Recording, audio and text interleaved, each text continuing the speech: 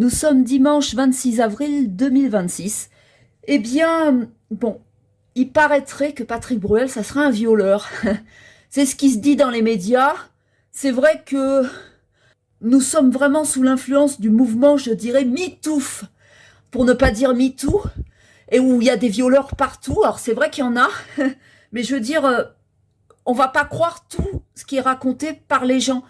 Tout ce qui se dit sur Patrick Bruel. Il y a que ce soir, j'ai voulu faire un peu l'effort parce que il se trouve que pour nos archives souvenirs des années 80, entre autres, on a un passage TV avec Patrick Bruel. Donc on entend le témoignage, on n'a pas fini de l'écouter, d'une femme qui a donné une interview à Marc-Olivier Fogiel. Moi, ce que j'en ressens, c'est que cette femme, c'est une manipulatrice. C'est peut-être même une perverse narcissique. Elle ne m'inspire pas du tout confiance. Cette femme n'a pas l'air sympathique. Je pense qu'elle est prête à tout pour détruire Patrick Bruel. Et je ne suis pas obligée de la croire. Ce n'est pas parce que je suis de sexe féminin que je suis obligée de boire les paroles à l'aveugle. Il ne faut pas prendre tout au sérieux ce qu'on entend autour de nous. C'est-à-dire que ce n'est pas parce que ce sont des femmes qu'elles sont forcément des victimes. Sans vouloir me mettre du côté des hommes, il faut savoir que dans cette société, nous avons beaucoup de gens qui trompent leur monde, comme Catherine Ringer. C'est une personne qui va se faire passer pour une violée, alors qu'elle aimait bien se faire ramoner régulièrement, et elle parlait que de cul. En dehors des émissions télé, elle faisait que ça, se vanter de ses films pornographiques. C'est ce qui explique pourquoi Monsieur Serge Gainsbourg l'avait remis en place chez Michel Denisot dans les années 80 à sa juste place, c'est le cas de le dire, parce qu'elle aimait bien se vanter de ses films X, et elle le faisait hors caméra. Elle parle que de cul et ce n'est pas le petit frère de Fred Chichin qui dira l'inverse. Elle était assez conchantante pour se faire retirer le bouchon entre les jambes. Excusez-moi d'être vulgaire, mais cette personne, elle profite du mouvement MeToo pour se faire passer pour une victime de viol. Et comme elle côtoie Emmanuel Béard, eh ben, elle aime bien se faire passer pour une personne qui aurait été victime d'un PN, d'un pervers narcissique. Et en fait, ce mec qu'elle ne cite pas, c'est Daniel Berlioux. C'est le monsieur qui sortait avec elle avant Fred. Et avant Fred Chichin, j'étais avec Daniel Berlioux. Et c'est vrai que c'est bien de dire que c'est un PN, comme ça je le fais passer pour un gros dégueulasse à ma place. Cette femme-là, elle aime bien se faire passer pour ce qui est dans l'air du temps. C'est-à-dire, c'est à la mode les femmes qui se font violer et qui en parlent à la télévision. Moi, cette femme-là que je ne connais pas, Karine Wieser, je ne sais même pas si c'est son vrai prénom ou son nom.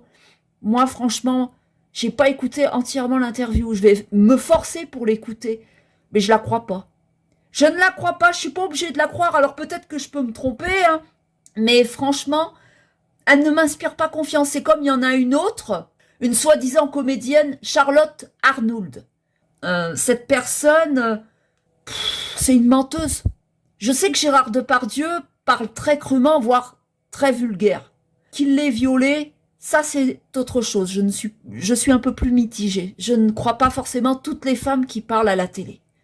Et ce n'est pas un mal, hein. Chacun devrait se faire sa propre opinion sans se laisser influencer par la presse. Ça serait meilleur.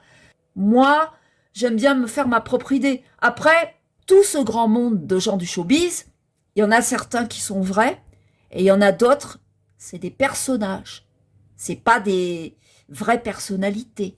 On vous fait croire qu'ils sont ainsi, et en fait, c'est tout autre. Je veux dire, Catherine Ringer, c'est une personne très méchante qui n'aime pas son public, qui prend les anonymes pour des petites têtes de cons.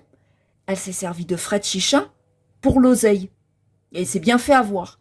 Alors dites-vous bien qu'une femme comme ça, et en plus elle se fait passer pour une femme violée, alors s'il serait vivant et qu'il aurait entendu les propos qu'elle a tenus chez Claire Chazal, je pense qu'il n'en reviendrait pas.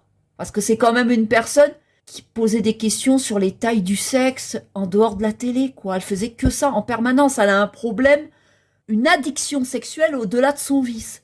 Ça, j'en suis sûre à 100%.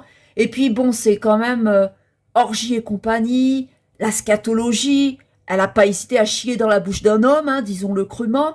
Ça, je ne sais pas si Serge Gainsbourg était au courant, mais s'il l'aurait vu, quand elle lui disait qu'il était dégueulasse chez Denisot, je pense qu'il aurait pu la remettre en place et qu'il aurait pu lui dire « Ah, écoutez, moi j'ai pas chié dans la bouche d'une femme. Ah, ça suffit. C'est vous, vous êtes une putain de salope. » Voilà, il aurait pu lui dire cela. Donc Catherine Ringer, c'est une personne malhonnête. Dites-vous bien que Si elle est malhonnête, il y a plein d'autres femmes qui parlent dans les médias qui sont malhonnêtes. Et je ne dis pas que toutes les paroles de ces femmes sont toutes fausses, mais il y en a certaines, ce qui est pas bon dans le mouvement MeToo, c'est que ça rassemble des mythomanes comme Catherine Ringer, qui se fait passer pour une victime et qui n'en est pas une et qui était bien consentante pour faire ses films de X. Vous n'avez qu'à revoir la vidéo des archives de Lina où elle est chez Mireille Dumas, où elle dit que personne l'avait forcée pour faire ça. Et Fred était d'accord. Il n'y a jamais eu de scandale et d'histoire de viol quand elle était avec Fred. C'est subitement, elle s'est mise à dire ça parce que je vais vous dire, un jour, il se trouve qu'elle a été clashée en 2017 parce qu'elle ne voulait pas payer de tombe pour la mère de Fred Chichin. Elle l'avait laissé dans la terre sans tombe ni nom. Le petit frère de Fred Chichin, il n'avait pas les moyens de le faire. Donc Catherine Ringer, pour se venger des choses concernant sa sale personnalité de perverse narcissique ont été révélées, elle a voulu faire croire qu'elle-même aurait été victime d'un pervers narcissique, pour ne pas nommer Daniel Berlioux. Voilà, comme ça, elle prend pas de risque, elle dit pas le nom, on va le dire à sa place. Et cette personne, elle aime bien mentir et se faire passer pour ce qu'elle n'est pas. Ce qui me fait de la peine, c'est de voir Emmanuel Béard qui pense que Catherine Ringer est une personne sympa. Puis il y a plein d'autres artistes, quand je les vois à côté de Catherine Ringer, je me dis, ils sont tous dupés. Monsieur Bernard Lavilliers, le premier. Il ne sait pas du tout à quelle femme il a affaire. C'est une perverse narcissique qui a bien intoxiqué la vie de Fred Chichin.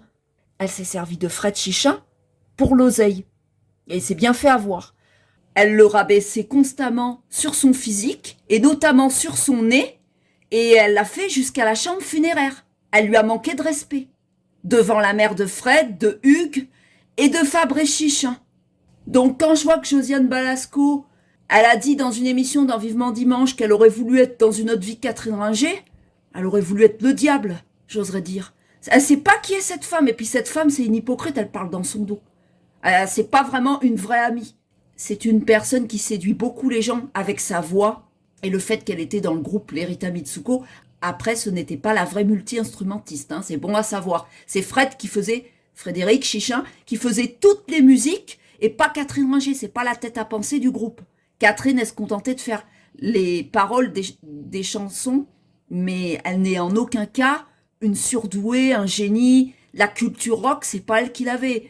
La Ringer, c'était plutôt Yvonne Printemps, Musette et Kékette, Zizi Jamère ou Le Fou Chantant, etc. C'est Fred qui lui a fait écouter David Bowie, les Beatles, elle s'y intéressait pas. D'autant que c'est une voleuse qui a volé la mère de Fred Chichin. Elle et Hugues Chichin, ils ont volé Fabrice. Et en plus, elle s'est accaparée de l'interview de Serge Gainsbourg qu'il avait fait chez lui à Verneuil. Et de plein d'affaires, de papiers, plein de choses. Je vais pas épiloguer plus longtemps, mais c'est une personne extrêmement malhonnête qui dupe son public et le milieu artistique, et notamment les gens de la profession. Mais je pense que dans ce milieu, il y a sûrement des gens qui ont dû voir que c'est une sale mégère, pas sympa. Fabrice a eu des très bons retours sur Frédéric, même si Frédéric, pour certaines choses, a été lâche et a laissé passer le machiavélisme de Catherine, ce qu'il n'aurait pas dû faire, parce que j'ai comme une impression que c'était un homme qui craignait sa partenaire. C'est une femme tyrannique, très jalouse, qui aime bien être possessive de tout et qui ne supportait pas qu'il parle à sa mère. Donc elle a tout fait également pour pas que Fabrice puisse faire des choses artistiques. Elle s'est chargée de faire en sorte que rien ne se fasse en famille. Pour elle, elle voulait que la famille, ça soit que ses enfants et Fred. Elle aimait pas que Frédéric passe du temps avec son petit frère parce que le petit frère s'entendait mieux qu'avec le deuxième, Hugues, qui était plus un suiveur et qui se faisait beaucoup valoir dans le dos de son illustre frère, Fred Chichin. Et Hugues Chichin, malheureusement, était une personne aussi jalouse. Malheureusement, Frédéric n'est pas là pour voir ce qui se passe à l'heure actuelle. S'il serait au courant, je ne pense pas qu'il apprécierait de savoir que Catherine se fait un plaisir de laisser Fabrice dans une situation très très modeste. C'est vraiment une personne qui jouit du mal, qui aime bien savoir que la personne souffre. Elle aime bien mettre des barrières, faire en sorte que Fabrice ne puisse pas joindre telle personne. C'est une personne qui asphyxie, c'est une personne toxique. C'est pas une bonne personne. Alors ça me fait beaucoup de mal de savoir, enfin ça m'attriste vraiment de voir que il y a certaines personnes dans le milieu artistique que j'apprécie énormément et qui ont de la sympathie pour cette dame qui n'est pas respectable dans la vie, qui est certes une grande dame de la chanson française, je n'ai pas de problème pour le dire, mais dans la vie, ce n'est pas une voie à suivre. C'est une femme démoniaque, disons-le. Quelque part, elle a volé Frédéric, qu'elle appelait Fred, et aussi j'aimais bien prendre son oseille, son argent, parce que j'aime bien le pognon. Et puis je suis assez pingre dans la vie. C'est vrai que quand on me donne une orange, je suis contente. J'ai l'impression d'avoir gagné au loto. Et puis il y a aussi, elle vole les gens de sa profession. Il y a une personne que je ne vais pas citer, qui est créditée, je crois, dans l'album acoustique et l'album Cool Frénésie. Elle n'a pas hésité, dans le dos de Fred, de s'approprier les droits de musique, alors que c'est pas elle qui les a faits. Et Frédéric, il était tellement soumis à cette femme qu'il n'a rien dit. Donc, ça serait maintenant, je ne sais pas si ça se passerait de la même manière. Toujours est-il, cette personne est venue se plaindre. Il paraît que dans la profession, on l'appelle la pute. C'est pour vous dire. Donc, c'est pas une personne respectable aux yeux de la grande profession. Elle est peut-être plus au Panthéon de Montfion. Je sais très bien que je serai toujours respectée. Parce que je suis une grande dame de la chanson, et c'est vrai qu'avant de chanter sur scène, je chantais dans les lits. C'est vrai. Mais cette femme, elle trompe bien les gens, et il y en a d'autres. Ce n'est pas un cas isolé. Alors ne vous faites pas avoir, et méfiez-vous.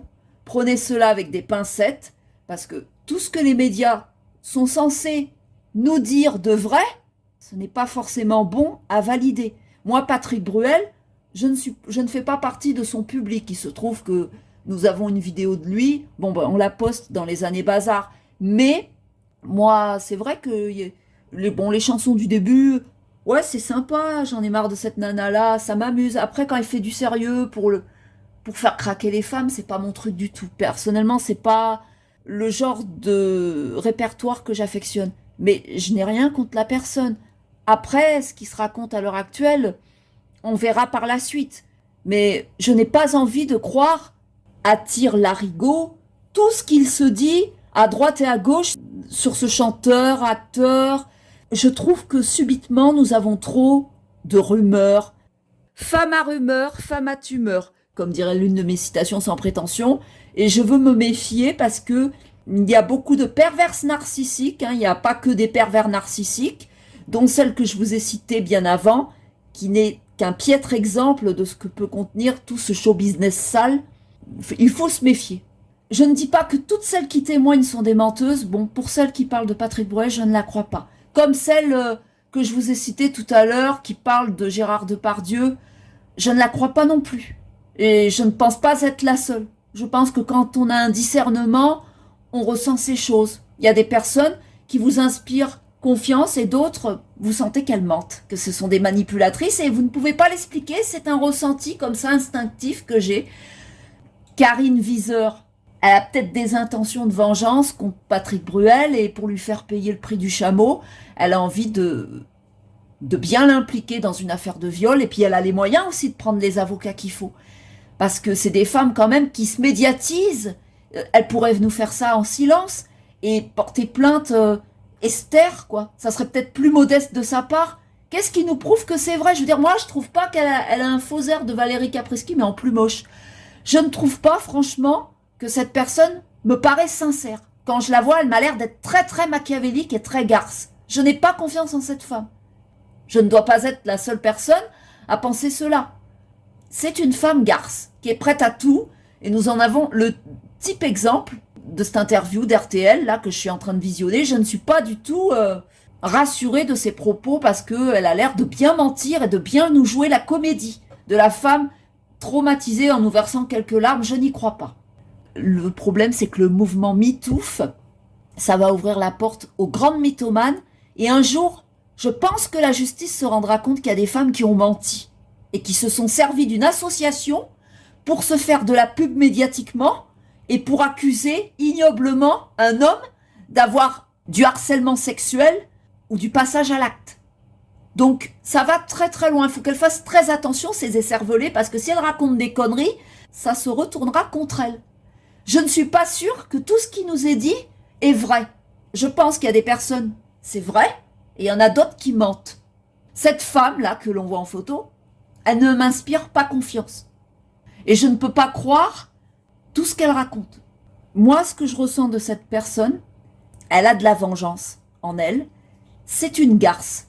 On le voit dans son regard. Regardez bien ses yeux, sa façon de regarder son ordinateur, je suppose. Non, elle ne m'inspire pas confiance. Et même si elle m'aurait pas parlé de Patrick Bruel, c'est pas une dame avec qui j'aimerais jaspiner. Parce que elle a l'air de vouloir anéantir du mieux qu'elle peut une personne connue et pour sûrement se faire une petite notoriété. Parce qu'on n'est pas à l'abri qu'il y ait certaines personnes en mal de reconnaissance qui ont peut-être envie par la même occasion qu'il y a ces associations qui s'ouvrent vers une nouvelle ère de mouvements très féministes à l'heure actuelle, le mouvement MeToo, comme je vous ai dit, c'est MeToo, mais c'est MeToo pour moi. Eh bien, ça leur profite bien parce que ça leur donne inutilement la parole alors qu'il y a d'autres problèmes qu'on pourrait mettre en avant. Moi, quand je me fais traiter de salope par Riposte Laïque et Résistance Républicaine, Marc-Olivier Fogiel ne me contacte pas pour que je parle. Ça passe comme une lettre à la poste. Madame, elle a l'argent pour attaquer Patrick Bruel. Tant mieux pour elle. Mais il y a plein de personnes qui sont discriminées, dans tous les sens, disons-le, et de manière sexiste, se faire traiter de salope de manière indéfinie par ces ordures de Riposte Laïque et de Résistance Républicaine, ça devrait être sanctionné par la justice. Ne croyez pas que la justice est de votre côté. Cette femme, elle est méchante. Et ça se voit, elle le porte sur son visage. Et je suis sûre à 100% de ne pas me tromper.